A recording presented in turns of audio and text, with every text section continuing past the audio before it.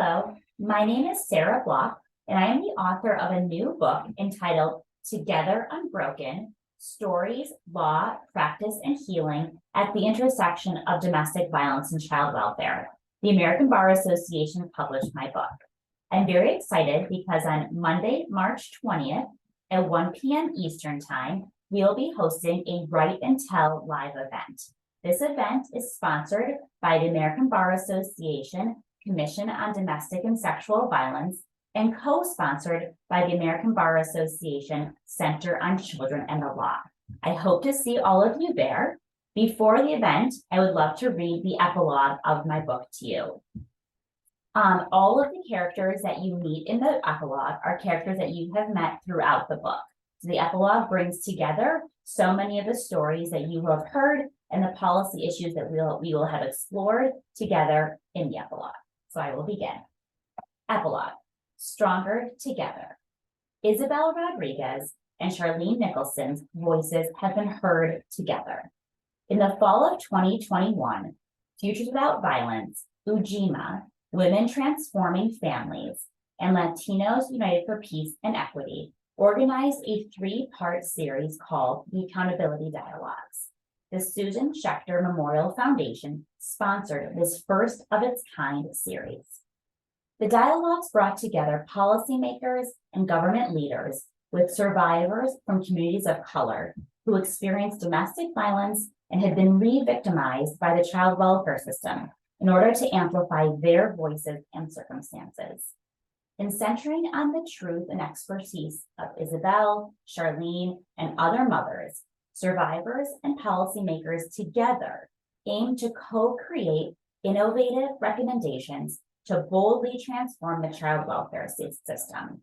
Isa Wolda-Dorges moderated the dialogues while hundreds of people across the country listened. In the first session entitled Justice is True, Isabel, Charlene, and three survivors of domestic violence and the child welfare system shared space virtually together. Attendees were instructed to engage in the revolutionary act of listening. Isabel and Charlene spoke in dialogue together. Charlene shared, "I was punished when all I needed was help and support. Afterward, I feared ever reaching out for help because the system took all that I had left, my children." Together in shared understanding, despite the years between their experiences, Isabel acknowledged the impact of Charlene's words and continued, "If we don't seek help or if we don't speak up, it's because we are scared. We are scared of the abuse and of our kids being taken away. The system needs to be healing rather than traumatizing." Charlene, Isabel, and the other courageous women told their truths. Their truths had power. Justice is Accountability frames the second session. Policymakers, including judges, federal secretaries and commissioners, and community activists, spoke directly to the survivors. Collectively, they said, "We hear you, we see you, together we need to do better." Isabel and Charlene together heard their words. Vice President of the United States of America, Kamala Harris, opened the third session with a recorded statement delivered specifically for the accountability dialogues that became imprinted upon all who were moved when her calm and commanding face appeared on the screen. Isabel and Charlene together received the words of one of the most influential women in the world when the Madam Vice President assuredly declared this to be a transformational moment. The survivors and policymakers together then addressed the harm done to families and the means of aspiring higher, because as a third session guided, justice is prevention.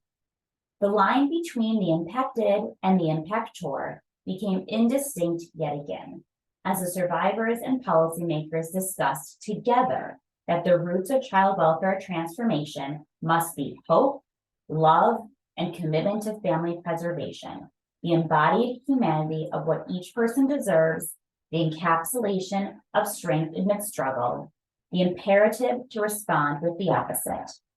Amidst priorities placed on providing concrete supports and financial resources to families, An activist for families imparted the sober reminder that the system is doing exactly what it was designed to do. From one mother whose advocacy began years before, to another mother who is fulfilling the commitment she made to herself to advocate for others, Isabel and Charlene together spoke the same message through their individual words. We are here to prevent what happened to us from happening to another family, another mother and her children. The opposite of our experiences in a broken system is a system that helps us heal together. Justice is healing, a system together that unbroken. I hope to see you all on March 20th.